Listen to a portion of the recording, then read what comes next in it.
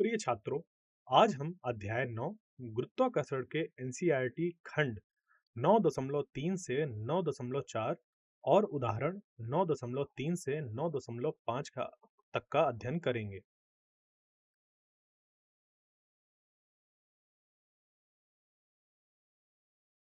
यह हमारा अस्वीकरण है। तो देखिए, आज के व्याख्यान के बाद आप समझ पाएंगे कि आखिर द्रव्यमान क्या है, भार क्या है, दोनों में अंतर क्या है, यानी कि भार और द्रव्यमान में अंतर क्या है। आप सीखेंगे कि वजन वास्तव में एक बल है या जो भार वास्तव में एक बल है। यह दर्शाता है कि गुरुत्वाकर्षण आपके द्रव्यमान को कितनी मजबूती से खींच रहा है। आप यह भी समझ पाएंगे कि चंद्रमा पर कोई वस्तु कितना भारी हो सकती है अगर हम उसको यहाँ पर जो एक पृथ्वी में उसका भार है उससे तुलना करें तो उसमें क्या फर्क पड़ेगा ये भी हमें पता चलेगा। तो आज सबसे पहले हम उदाहरण 9.3 का अध्ययन करेंगे। फिर इसके बाद दो पाठगत प्रश्न देखेंगे। 9.3 वाला जो हमारा खंड है उसमें हम द्रव्यमान क्या होता है ये जानेंगे। 9.4 में भार का अध्ययन करेंगे। उसके बाद फिर हम 9.4.1 यानी कि चंद्रमा पर किसी वस्तु का भार कितना होगा उसको निकालना सीखेंगे। उदाहरण स्वरूप हम कुछ और भी प्रश्न हल करेंगे जो कि 9.4 और 9.5 होंगे। उसके साथ ही पाठगत प्रश्न जो है उसको भी हम लोग यहाँ पर देखेंगे। तो देखिए, यह पहला उदाहरण है आपका 9.3। इसमें क्या दिया हुआ है उसको समझिए। एक वस्तु ऊर्ध्वाधर ऊपर की ओर फेंकी जाती है, यानी कि एकदम सीधे ऊपर की ओर फेंकी जाती है और 10 मीटर की ऊंचाई तक पहुंचती है। गणना कीजिए, यानी कि हमें क्या निकालना है। सबसे पहले तो यह है वह वेग जिससे वस्तु को ऊपर की ओर फेंका गया था। दूसरा, वस्तु द्वारा उच्चतम बिंदु तक पहुंचने के लिए लिया गया समय। तो देखिए, इसको हम लोग कैसे निकालेंगे उसको समझते हैं। क्या क्या दिया गया है अगर थोड़ा सा हम गौर करें तो सबसे पहले तो हमें दी गई है तय की गई दूरी, यानी कि कहा गया ना कि इसको हमने ऊर्ध्वाधर ऊपर की ओर जब फेंका तो 10 मीटर की ऊंचाई तक यह पहुंचा है, यानी कि तय की गई दूरी बन गया है s बराबर 10 मीटर। अंतिम वेग v बराबर हो गया 0 मीटर प्रति सेकंड और गुरुत्वाकर्षण के कारण त्वरण g बराबर हो गया 9.8 मीटर प्रति सेकंड वर्ग। तो वस्तु का त्वरण अगर हम निकालें a बराबर हो जाएगा -9.8 मीटर प्रति सेकंड वर्ग। और यह हम लोग ये देख रहे हैं कि क्योंकि माइनस इस वजह से लगा हुआ है क्योंकि जो वस्तु की गति है वह ऊपर की तरफ है और उसके विपरीत दिशा में यह त्वरण लग रहा है, क्योंकि जो गुरुत्वीय त्वरण होता है वह हमेशा एक पृथ्वी है जैसे या कोई चंद्रमा है उसके जो बीच वाला हमारा एक जगह होती है उसकी तरफ लगता है, यानी कि उसके केंद्र की तरफ हमेशा यह केंद्रित होता है। तो आइए इसको निकालते हैं, समझते हैं कैसे इसको हम सॉल्व करेंगे या आप इसको कैसे हल करेंगे। तो हम आरंभिक वेग u ज्ञात करना चाहते हैं, जो वह चाल है जिससे वस्तु हाथ से छोड़ते ही गति में आई थी। हम गति के तीसरे समीकरण को चुनते हैं क्योंकि यह जिन चीजों को हम जानते हैं जैसे कि v a s और जिसे हम ज्ञात करने की आवश्यकता है u के बीच सही संबंध स्थापित करता है, यानी कि v वर्ग बराबर u का वर्ग धन 2as। तो हम अपने अगर इस पे जो मान है V, A, S इन सभी के अगर इसको हम रखें तो कितना होगा? देखिए जैसे V का मान 0 है, A ऋणात्मक 9.8 होगा, S जो है वह 10 मीटर है। यहाँ ऋणात्मक चिन्ह महत्वपूर्ण है, क्यों? क्योंकि जैसा मैंने आपको बताया, ऊर्ध्वाधर ऊपर की तरफ अगर वस्तु को फेंका गया है, तो उसके विपरीत दिशा में यह त्वरण काम कर रहा है और इसके कारण ही हम यहाँ पर ऋणात्मक चिन्ह को लगा रहे हैं।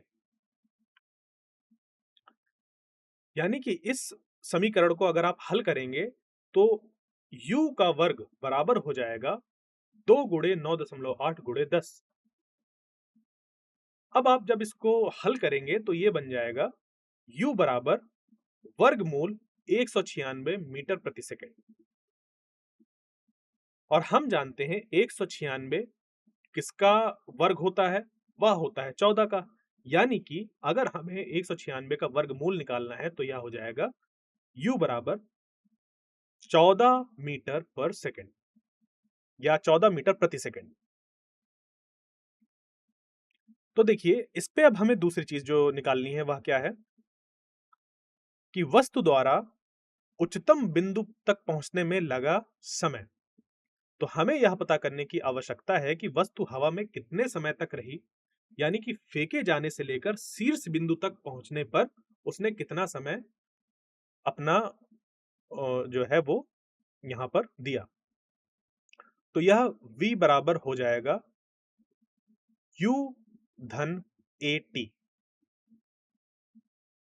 हम यहां पर अगर आप देखें तो v का जो मान है वह 0 है, u का मान 14 है, a जो है वह ऋणात्मक 9.8 है।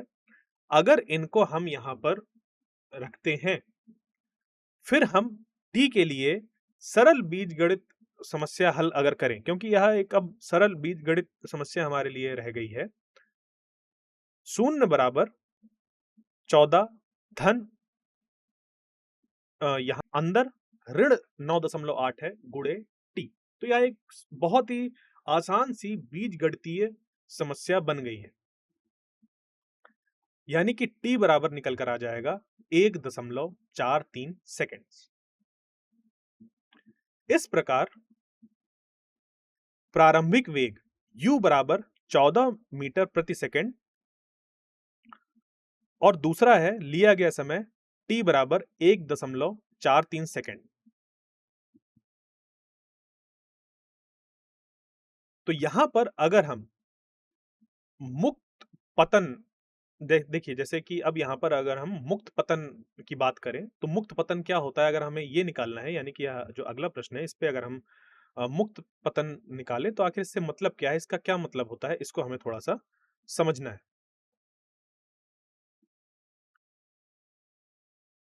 तो चलिए समाधान पर जरा नजर डालते हैं। मुक्त पतन या मुक्त पतन का अर्थ क्या है उस पर थोड़ा सा अगर हम चर्चा करें तो मुक्त पतन की सबसे आसान परिभाषा यह है कि जब किसी वस्तु को खींचने वाली एकमात्र जो बल है वह गुरुत्वाकर्षण बल होता है, कोई अन्य धक्का या खिंचाव शामिल नहीं होता है, तब हम कहते हैं कि कोई वस्तु मुक्त पतन में है। यानी कि मुक्त पतन किसी वस्तु की वह गति है जिस पर कार्य करने वाला एकमात्र बल गुरुत्वाकर्षण है। तो शर्त क्या है यहाँ पर? शर्त यह है कि किसी वस्तु के स्वतंत्र रूप से गिरने के लिए उसे ऐसे वातावरण में होना चाहिए जहां वायु प्रतिरोध जैसे बाह्य अनुपस्थित हों या इतने कम हों कि उन्हें नजरअंदाज किया जा सके। यह वह शर्त है जो भौतिकी में स्वतंत्र पतन को आदर्श बनाती है। आपको सभी अन्य बलों को हटाना होता है, खासकर जो वायु प्रतिरोध है उसको तो हमें हटाना ही हटाना होता है, तब जाकर हम यहाँ मुक्त पतन की बात करते हैं। तो देखिए हम इस विशिष्ट नियत संख्या के लिए जी अक्षर का उपयोग करते हैं। पृथ्वी पर हम अपनी गणनाओं में 9.81 मीटर प्रति सेकंड वर्ग का उपयोग करते हैं।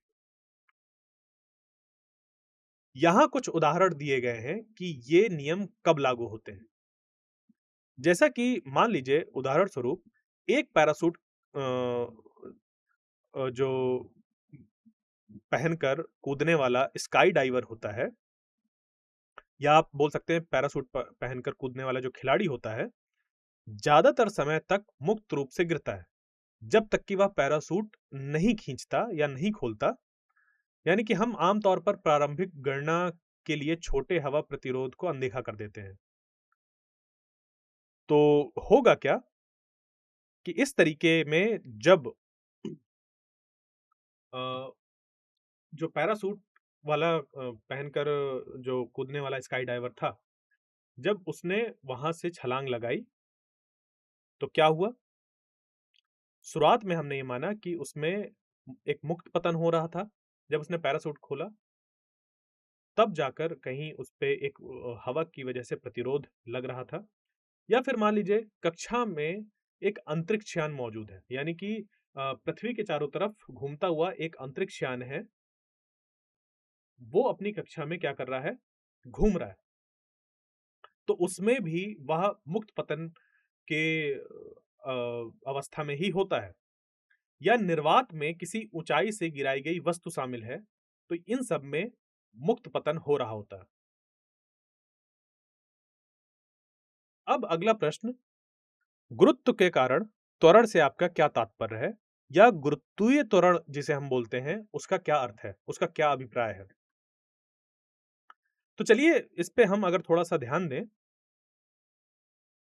जैसे मान लीजिए मुक्त पतन में कोई वस्तु है, तो उसमें कार्य करने वाला एकमात्र बल जो है वह है गुरुत्वाकर्षण। जैसे कि पृथ्वी है, पृथ्वी के केंद्र की ओर जब कोई पिंड त्वरित होता है उस गुरुत्वीय बल के कारण, उस पृथ्वी के गुरुत्वीय बल के कारण, तो हम ये बोलते हैं कि वह जो वस्तु है वह मुक्त पतन में है। तो क्या होगा यहां पर? अब इस पे वृद्धि की दर की अगर हम बात करें, तो वृद्धि की दर, इसका मतलब है कि जिस हर सेकंड के लिए कोई वस्तु गिर रही होती है, उसकी नीचे की ओर की गति लगभग 9.8 मीटर प्रति सेकंड बढ़ जाती है। यही वास्तविकता में त्वरण का मतलब है। यानी कि हर एक सेकंड में 9.8 मीटर प्रति सेकंड जो उसका चाल है या वेग जो है वह बढ़ जा रहा है, और यही वास्तविकता में त्वरण का मतलब है। यह सिर्फ एक सूत्र नहीं है, यह हमें बताता है कि हर सेकंड वस्तु कितनी तेज हो जा रही है, यानी कि उसका जो मान है वह कितना बदल जा रहा है। अगर उसके वेग का मान या उसके चाल का मान कितना बदल जा रहा है। अगर कोई वस्तु विरामावस्था से शुरू होती है, तो 1 सेकंड के बाद वह 9.8 मीटर प्रति सेकंड की गति से चल रही होती है। 2 सेकंड के बाद वह 19.6 मीटर प्रति सेकंड की गति से चल रही होती है या चाल से चल रही होती है। जितने भी सेकंड बीतते हैं, हर एक सेकंड में वह गति में 9.8 मीटर प्रति सेकंड की वृद्धि करता है, और यही है यहाँ पर गुरुत्व के कारण त्वरण से तात्पर्य। इसमें एक खास बात होती है, निर्वात में सभी वस्तुएं गुरुत्वाकर्षण के कारण समान दर से त्वरित होती हैं, यानी कि उनके द्रव्यमान की परवाह किए बिना उनमें जो यहाँ गुरुत्वाकर्षण के कारण त्वरण लग रहा है वह समान रूप से लगता है। तो हमने इसे अपने निर्वात प्रयोग यानी कि गतिविधि 9.3 के साथ साबित किया। एक खाली स्थान में जहां हवा नहीं है, एक भारी पत्थर और एक हल्का पंख एकदम समान दर से तेज होते हैं और एक समान समय पर जमीन पर पहुंचते हैं। यह आपने देखा। तो वस्तु का जो द्रव्यमान है, इस बात को नहीं उससे मतलब इस बात से नहीं बदलता है कि उस पे गुरुत्वाकर्षण बल कितना लग रहा है, या आप ये कह सकते हैं कि द्रव्यमान कितना है, इसके वजह से जो गुरुत्वाकर्षण का जो त्वरण है, गुरुत्वाकर्षण की वजह से जो त्वरण निकल कर आता है वह उसके द्रव्यमान पर निर्भर नहीं करता। यानी कि द्रव्यमान जो है वह गुरुत्वाकर्षण बल पर नहीं हमारा निर्भर करता है, और जो गुरुत्वीय त्वरण है वह द्रव्यमान पर निर्भर नहीं करता है। दोनों ही बातों को बड़े ही ध्यान से याद रखिए। तो अब आखिर ये जो द्रव्यमान है, वो क्या है, उसको से क्या मतलब है, उसको थोड़ा-सा समझते हैं। तो आखिर यह द्रव्यमान क्या होता है? हम अक्सर बात करते हैं कि कोई चीज़ कितनी भारी है, लेकिन भौतिकी में हम एक अधिक सटीक शब्द का प्रयोग करते हैं, द्रव्यमान। तो आइए इसे ठीक-ठीक परिभाषित करें और द्रव्यमान का मतलब क्या है, उसको समझें। द्रव्यमान किसी वस्तु के जड़त्व का माप है। यानी कि हम अगर द्रव्यमान को मापना चाहते हैं, तो पहली बात तो उसे किलोग्राम में मापते हैं और जब आप किसी चीज़ का द्रव्यमान मापते हैं, तो आप वास्तव में उसका जड़त्व ज्ञात कर रहे होते हैं, यानी कि जड़त्व से जुड़ी हुई इससे चीज़ आप निकाल रहे होते हैं। तो जड़त्व का मतलब है किसी वस्तु की अपनी गति की स्थिति में होने वाले किसी भी परिवर्तन का विरोध करने की प्रवृत्ति।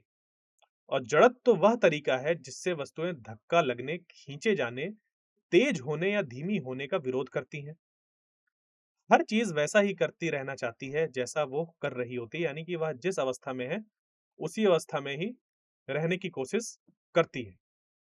हर चीज वैसा ही करती रहना चाहती है जैसा वह कर रही होती है। अपने घर के कमरे में मौजूद एक बड़ा भारी सोफा सोचिए। उसे फर्श पर खिसकाने के लिए बहुत मेहनत करनी पड़ती है, यानी कि शुरुआत में उसको खिसकाने के लिए बहुत बड़ी मेहनत करनी पड़ती है। गति के प्रति यह विरोध जड़त्व ही है।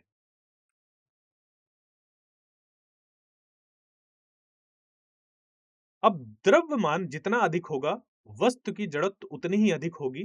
यह मुख्य संबंध है कि अधिक द्रव्यमान का अर्थ है अधिक जड़त्व। कल्पना करें कि आप एक फुटबॉल जिसका कि कम द्रव्यमान है, आप उसको पैर मार रहे हैं और एक विशाल पत्थर जिसका कि द्रव्यमान अधिक है, आप उसको पैर मार रहे हैं।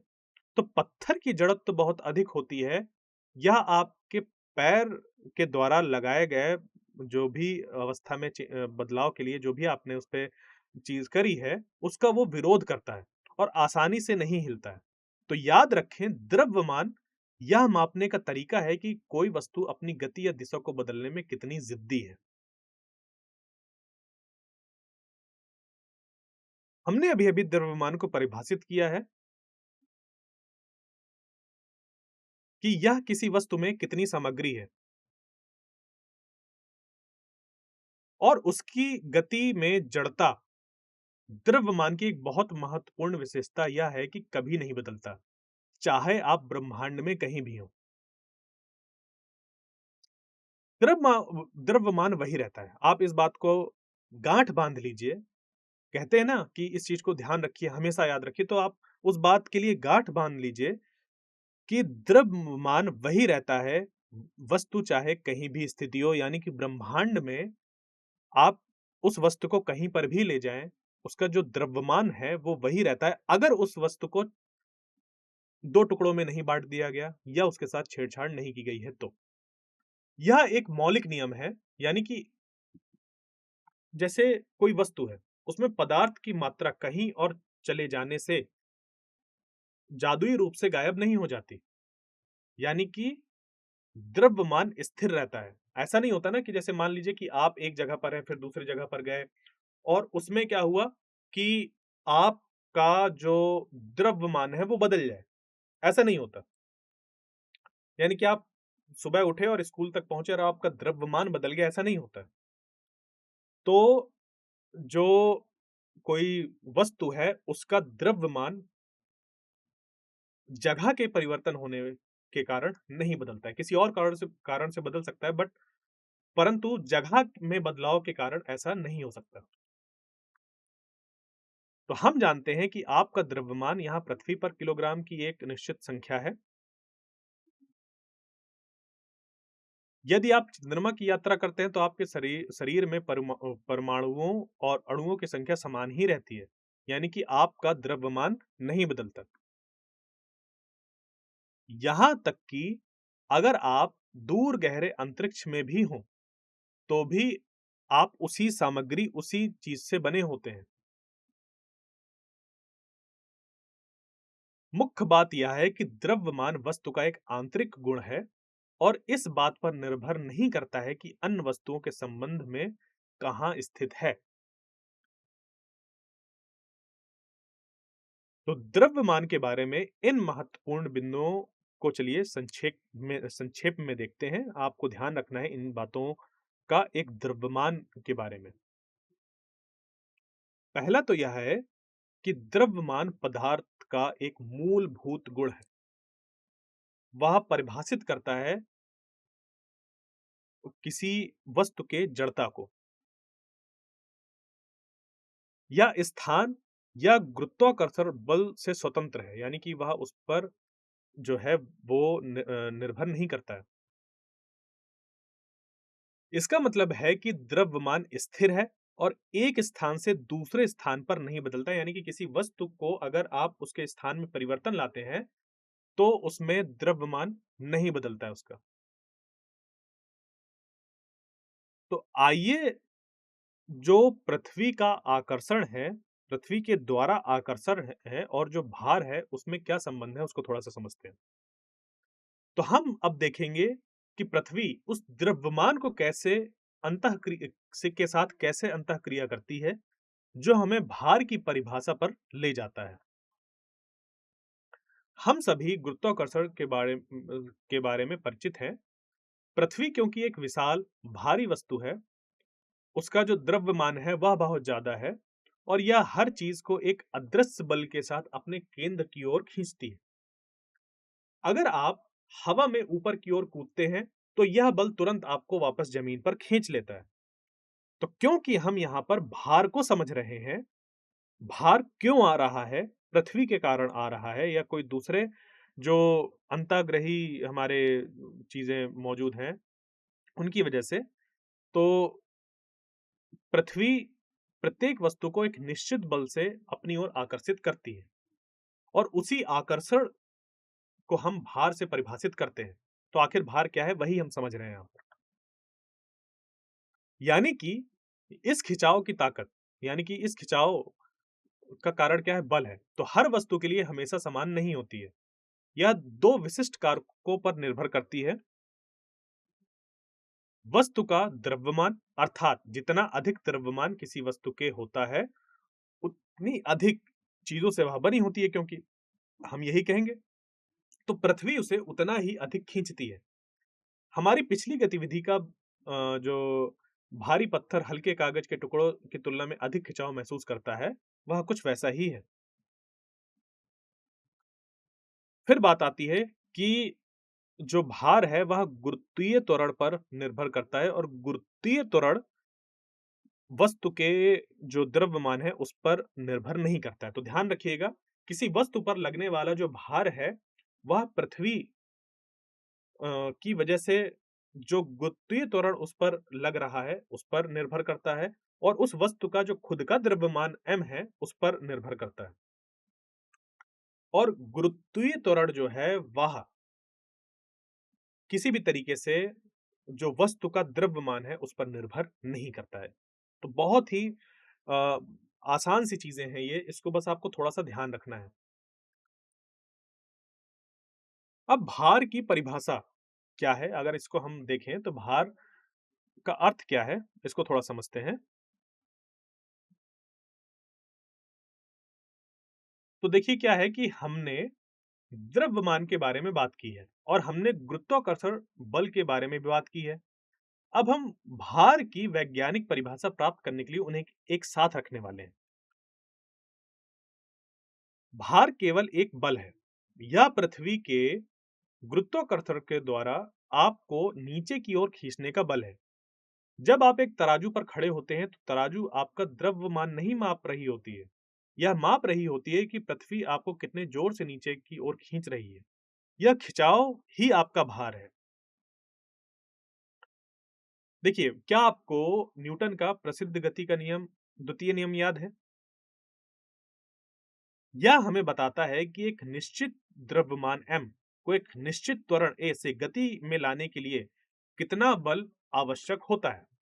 तो अगर हम निश्चित द्रव्यमान m की बात करें और एक निश्चित त्वरण a की बात करें, तो जो इसमें बल हमें लगाना पड़ेगा वह अगर F है, तो हमें मिलता है F बराबर m गुणे a।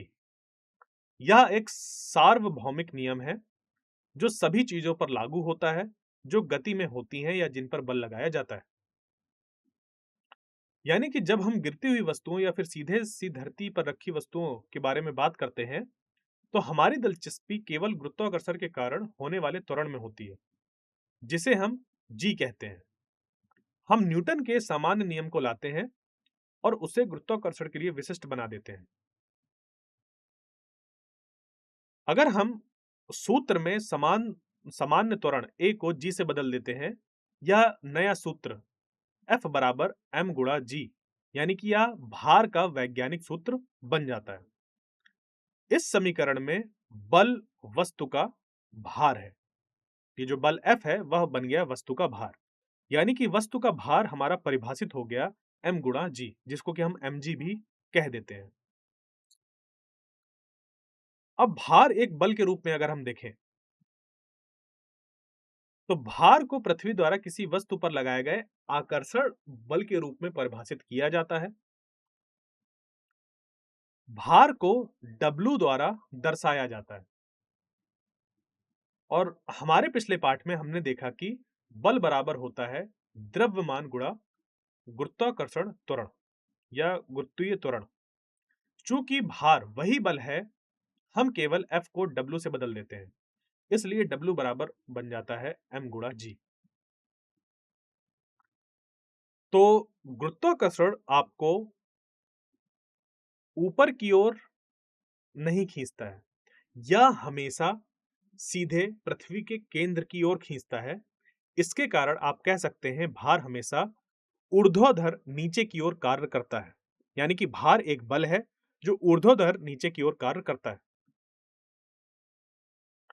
इसमें परिमाण और दिशा दोनों होते हैं, यानी कि यह एक सदिश राशि है, बिल्कुल बल की तरह। क्योंकि भार एक बल है, इसकी एसआई इकाई न्यूटन होती है। तो भार और द्रव्यमान के बीच अगर हम संबंध खोजें, तो देखिए जी का मान किसी दिए गए स्थान पर स्थिर होता है। जैसे कि अगर आपने पृथ्वी का जो तल है उसके पास जी के मान को अगर देखा है, तो वहां पर वह स्थिर होता है, वह नियत होता है। अगर आप पृथ्वी के तल से ऊपर जाते हैं या पृथ्वी के तल से नीचे जाते हैं, तो दोनों ही अवस्थाओं में जी का जो मान है वह बदलता है। इस बात को ध्यान रखिएगा, जो कि आगे चलकर जब आप कक्षा 11 में पहुंचेंगे तब आप उसको जानेंगे। फिलहाल के लिए आप ये याद रखिए कि जी का मान किसी दिए गए स्थान पर स्थिर होता है। अब क्योंकि हम ज्यादातर बात पृथ्वी के या किसी दूसरे जो पिंड है, जैसे भारी पिंड, जैसे कि कोई दूसरा हमारा ग्रह, तो उसके तल पर हम बात कर रहे हैं, इस वजह से हम ये कहेंगे कि जी का मान स्थिर है। बट हमेशा याद रखिए जी का मान किसी दिए गए स्थान पर स्थिर होता है। स्थान के परिवर्तन पर जी का मान जो है वो बदलता है। तो हम ये कह सकते हैं कि किसी दिए गए स्थान पर किसी वस्तु का भार उसके द्रव्यमान के अनुक्रमानुपाती होता है। यानी कि जैसे जैसे वस्तु का m बढ़ रहा होता है, क्योंकि हमने g को जो है वह नियत यहां पर मान लिया है, तो इस वजह से जैसे जैसे किसी वस्तु का जो अ, अ, म- उसकी जो आप कह सकते हैं उसका जो मान है अगर वो बढ़ता है, तो उस पे लगने वाला जो भार है वह भी बढ़ता है। यानी कि यदि आप द्रव्यमान को दोगुना करते हैं तो भार भी दोगुना हो जाता है। यदि आप द्रव्यमान को 3 गुना करते हैं तो भार भी 3 गुना हो जाता है। वे बिल्कुल एक ही दर से बढ़ते या घटते हैं। हालांकि पैमाना वास्तव में खिंचाव या भार का अनुभव कर रहा है, क्योंकि गुरुत्वाकर्षण इस कमरे में हर किसी के लिए समान है और हम यह मान सकते हैं कि अधिक भार का हमेशा अधिक द्रव्यमान का अर्थ होता है। तो यही कारण है कि किसी दिए गए स्थान पर इतना लिखा जब है, तब हम कह सकते हैं कि हम किसी वस्तु के भार को उसके द्रव्यमान के माप के रूप में उपयोग कर सकते हैं। परंतु हमेशा ऐसा उचित नहीं है।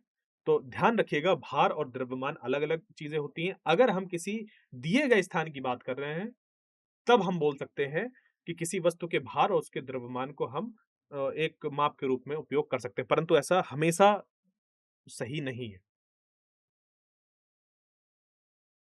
तो आखिर द्रव्यमान और भार के बीच अंतर क्या है? द्रव्यमान आपके अंदर मौजूद पदार्थ की मात्रा को गिनता है, या आप ये कह लीजिए द्रव्यमान किसी वस्तु में मौजूद पदार्थ की मात्रा की बात करता है। चूँकि वस्तु के यात्रा करने से पदार्थ की मात्रा खोते या प्राप्त नहीं करते हैं, इसके लिए वस्तु का द्रव्यमान समान रहता है, चाहे आप मंगल ग्रह पर हों या चंद्रमा पर हों। वजन जबकि या जो भार है वह अलग होता है, क्योंकि भार एक खींचने का बल है। यह इस बात पर निर्भर करता है कि खींचने वाला कितना मजबूत है। चूंकि पृथ्वी जैसा बड़ा ग्रह छोटे चांद से ज्यादा खींचता है, इसलिए जैसे ही आप किसी अन्य गुरुत्वाकर्षण क्षमता वाले स्थान पर जाते हैं, आपका वजन बदल जाता है। यानी कि अगर आप पृथ्वी के सतह पर हैं या चंद्रमा की सतह पर हैं या जो दूसरा लाल ग्रह है उसके सतह पर है, तो सब जगह पर जी का जो मान है वह अलग अलग रहता है। तो किसी वस्तु का भार उसके स्थान पर निर्भर करता है, क्योंकि गुरुत्वाकर्षण के कारण त्वरण जी स्थान के साथ बदलता रहता है। तो याद रखिएगा, गुरुत्वाकर्षण के कारण त्वरण जो जी है वह स्थान पर निर्भर करता है। तो स्थान के बदलने पर जो वस्तु का भार है वह भी बदल जाएगा। तो हम यहाँ पर कुछ अगर इनसे महत्वपूर्ण बिंदु निकालें और उनको याद रखें, तो भार गुरुत्वाकर्षण बल है जो किसी वस्तु पर कार्य करता है। दूसरी चीज, भार द्रव्यमान और गुरुत्वाकर्षण त्वरण दोनों पर निर्भर करता है। द्रव्यमान पदार्थ का एक स्थिर गुण है, जबकि भार स्थान के साथ बदल सकता है। तो अगर हम लोग को ये पता है कि भार स्थान पर आधारित होता है, तो पृथ्वी और चंद्रमा पर अगर हम भार निकालना चाहें किसी एक वस्तु का, तो क्या होगा? यानी कि चंद्रमा पर किसी वस्तु का भार कितना होगा? इसके लिए हम पृथ्वी और चंद्रमा पर भार है किसी वस्तु का, अगर उस पे अंतर देखें, तो कैसे निकाल सकते हैं? देखिए, वजन किसी या जो भार है किसी वस्तु का आंतरिक गुण नहीं है। यह एक खिंचाव का माप है या एक बल का माप है। तो पृथ्वी पर या विशेष रूप से ग्रह पृथ्वी द्वारा वस्तु को अपने केंद्र की ओर खींचने के लिए लगाए गए गुरुत्वाकर्षण बल को संदर्भित करता है। यानी कि पृथ्वी पर किसी वस्तु का भार वह बल है जिससे पृथ्वी वस्तु को आकर्षित करती है अपने केंद्र की ओर। इसी प्रकार चंद्रमा पर किसी वस्तु का भार वह बल है जिससे चंद्रमा उस वस्तु को अपने केंद्र की ओर आकर्षित करता है। यानी कि भार आकर्षण है, आकर्षण करने वाला बल है, भार बल है। बल जो है वह जगह जगह पर अलग अलग हो सकता है, क्योंकि जो गुरुत्वीय त्वरण है वह स्थान पर आधारित होता है। तो चंद्रमा के द्रव्यमान के कारण भार में अंतर अगर हम देखें, चंद्रमा का द्रव्यमान पृथ्वी के द्रव्यमान से कम है, अर्थात पृथ्वी का द्रव्यमान ज्यादा है चंद्रमा के तुलना में। तो पृथ्वी जिस वस्तु को अपनी ओर खींच रही होगी, अगर हम चंद्रमा से तुलना करें तो वह ज्यादा आकर्षण उत्पन्न करती है पृथ्वी। यानी कि हम चंद्रमा की अगर बात करें तो यह कह सकते हैं कि पृथ्वी की तुलना में उसमें कम आकर्षण लगेगा। यानी कि चंद्रमा किसी वस्तु को कम आकर्षण के साथ अपनी तरफ खींचेगा। तो चांद का जो द्रव्यमान है पृथ्वी की तुलना में कम है। इससे यह समझा जा सकता है कि गुरुत्वाकर्षण द्रव्यमान द्वारा उत्पन्न होता है। पृथ्वी में चांद की तुलना में बहुत अधिक मात्रा में पदार्थ होता है, इसलिए चांद का कुल द्रव्यमान पृथ्वी के कुल द्रव्यमान की तुलना में काफी कम है। इस कारण चंद्रमा पृथ्वी की तुलना में वस्तुओं को कम आकर्षण बल लगाता है। यानी कि चंद्रमा के द्वारा उत्पन्न भार किसी वस्तु में कम होता है जब हम तुलना करते हैं पृथ्वी से।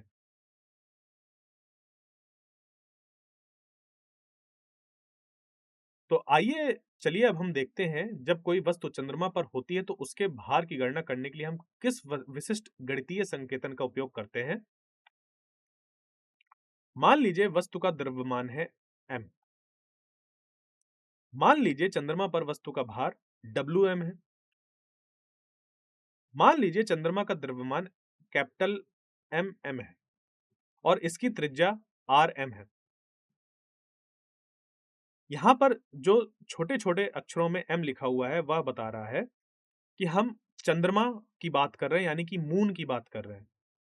तो गुरुत्वाकर्षण के सार्वत्रिक नियम को लागू करने पर चंद्रमा पर वस्तु का भार होगा Wm बराबर G गुणे mm गुणे m बटे Rm वर्ग।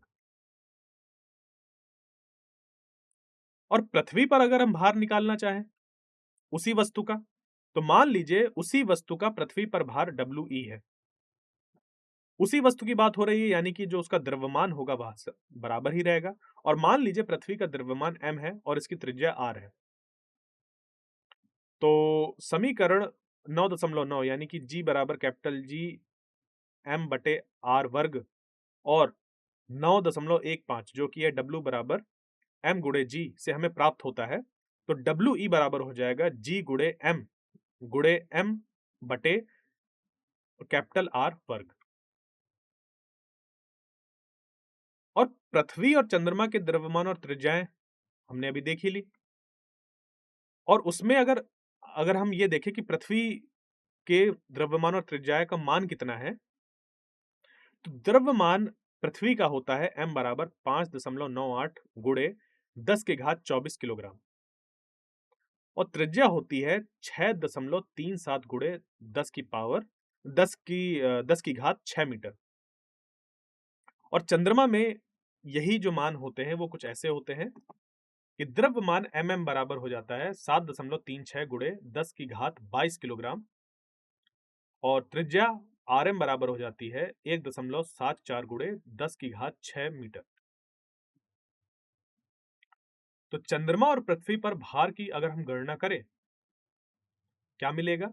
समीकरण 9.16 यानी कि Wm बराबर Gmm गुणे m बटे Rm वर्ग और समीकरण 9.17 यानी कि We बराबर G गुणे m बटे R वर्ग में मानों को प्रतिस्थापित करने पर, जो कि हमने पृथ्वी और चंद्रमा के लिए ऐसा देख रखा है।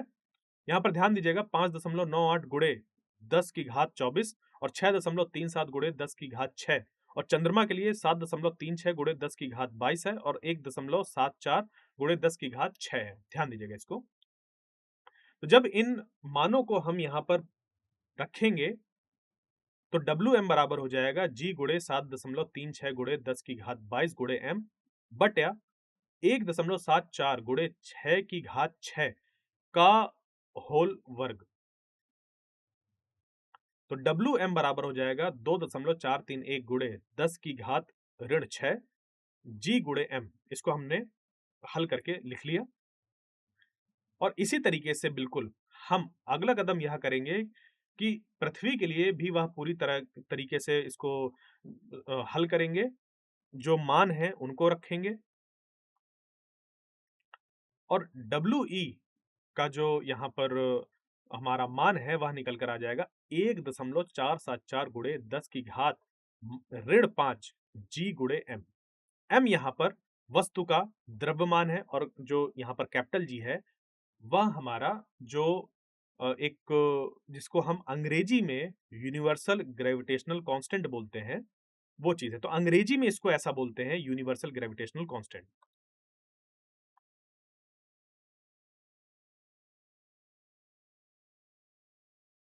अब चंद्रमा और पृथ्वी पर भार का अगर हम अनुपात निकालें, यानी कि हम चंद्रमा और जो पृथ्वी है दोनों के लिए अगर हमने जो किसी वस्तु पे लगने वाला बल जो है वो निकाल लिया है, क्या कर सकते हैं? उनका अनुपात ले सकते हैं जिससे हमें पता चलेगा अंतर कितना है।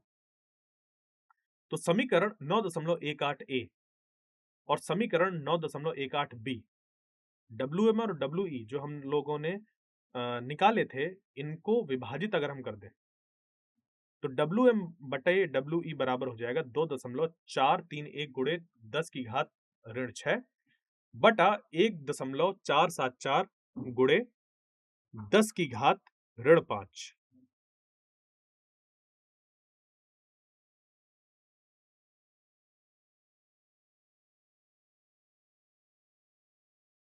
यानी कि जब हम इसको यहाँ पर हल करेंगे तो Wm/Wi बराबर हमें मिलेगा 0.165, जो कि हमारा लगभग बराबर हो जाएगा 1/6 के।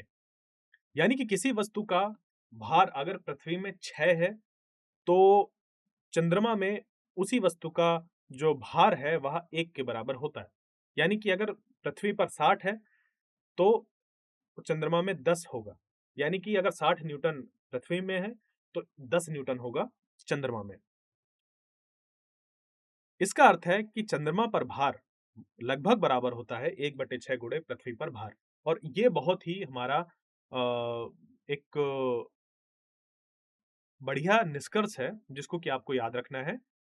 यानी कि किसी वस्तु का चांद पर भार पृथ्वी पर उसके भार का केवल लगभग छठा हिस्सा होता है। तो आइए इसको उदाहरण से समझते हैं। एक वस्तु का द्रव्यमान हमें 10 किलोग्राम दिया गया है। पृथ्वी पर इसका भार क्या है, यह हमें निकालना है। तो आइए देखें कैसे इसको हल करेंगे। हमें कुछ विशिष्ट मान प्रदान जो किया गया है वह कैसे है कि वस्तु का द्रव्यमान है 10 किलोग्राम या उसमें निहित पदार्थ की मात्रा है। गुरुत्वीय त्वरण G बराबर 9.8 मीटर प्रति सेकंड वर्ग हो सकता है। तो हम समीकरण 9.15 से जानते हैं कि W बराबर होता है M गुणे G। तो W बराबर हो जाएगा 10 किलोग्राम गुणे 9.8 मीटर प्रति सेकंड वर्ग। जब आप इसका गुणा करेंगे तो W बराबर 98 न्यूटन निकलकर आ जाएगा। अतः वस्तु का भार है 98 न्यूटन। इस पे एक और उदाहरण से हम इसको समझते हैं। एक वस्तु का भार 10 न्यूटन है जब पृथ्वी की सतह पर मापा जाता है। ध्यान दीजिए, पृथ्वी की सतह पर बात की गई है। और चंद्रमा की सतह पर मापे जाने पर इसका भार कितना होगा। तो हमें भार बताना है और भार जगह पर निर्भर करती है। यानी कि यह प्रश्न आपसे यह निर्धारित करने के लिए कहता है कि जब किसी वस्तु को पृथ्वी से चंद्रमा पर ले जाया जाता है तो उसके भार में कितना परिवर्तन होता है। आपको दिया गया है कि पृथ्वी पर इसका भार 10 न्यूटन है और आपको यह बताना है कि चंद्रमा की सतह पर पहुंचने पर इसमें कितना भार होगा। तो कैसे इसको हम हल करेंगे? सबसे पहले दिया क्या गया है उसको लिख लेते हैं। तो पृथ्वी पर वस्तु का भार W बराबर 10 न्यूटन दिया गया है। हम जानते हैं चंद्रमा पर वस्तु का भार 1/6 गुणे पृथ्वी पर उसके भार के बराबर होता है। अर्थात अगर हम Wm बराबर We/6 बराबर 10/6 न्यूटन करें, या क्योंकि We हमें 10 न्यूटन दिया हुआ है। पृथ्वी की सतह पर जो भार है वह 10 न्यूटन है, तो हमने 10 न्यूटन रख दिया। और इस समीकरण का इस्तेमाल करते हुए हमने यहाँ पर 6 लाया है, तो 10/6 न्यूटन जो है वह हमारा हो गया है जो चंद्रमा है, चंद्रमा की सतह पर भार। तो Wm बराबर हो गया 1.67 न्यूटन। अतः चंद्रमा की सतह पर वस्तु का भार 1.67 न्यूटन होगा। अब एक हम पाठगत प्रश्न करने वाले हैं, जिसमें कि हम यह देखेंगे कि किसी वस्तु के द्रव्यमान और उसके भार के बीच क्या अंतर है।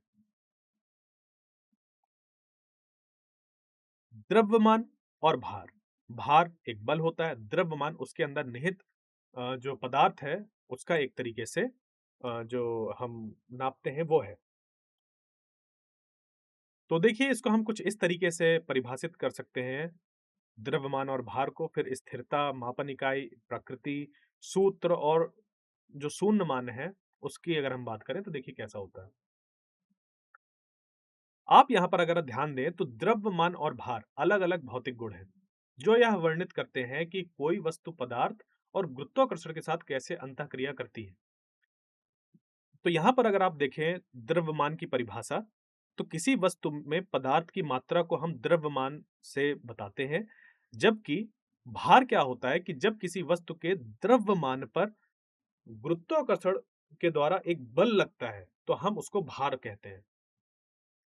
द्रव्यमान के अगर मान की स्थिरता के बारे में बात करें तो ब्रह्मांड में किसी एक वस्तु को कहीं पर भी रख दिया जाए तो उसका जो मान है वह स्थिर होता है यानी कि निर्धारित होता है, वह बदलता नहीं है, तो उसपे स्थिरता होती है। जबकि भार जो है वह गुरुत्वाकर्षण बल है जो कि उस वस्तु में लगता है, जो कि स्थान के परिवर्तन पर हमारा क्योंकि जैसे-जैसे स्थान बदलता है वैसे-वैसे गुरुत्वीय त्वरण का मान बदलता है, तो गुरुत्वाकर्षण बल में भी परिवर्तन आता है। द्रव्यमान को हम मापते हैं किलोग्राम में, जबकि भार को मापते हैं न्यूटन में।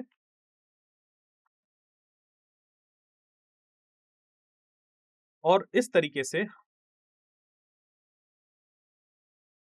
अब एक और प्रश्न यहाँ पर हम देखते हैं, किसी वस्तु का चंद्रमा पर भार पृथ्वी पर उसके भार का 1/6वां भाग क्यों होता है?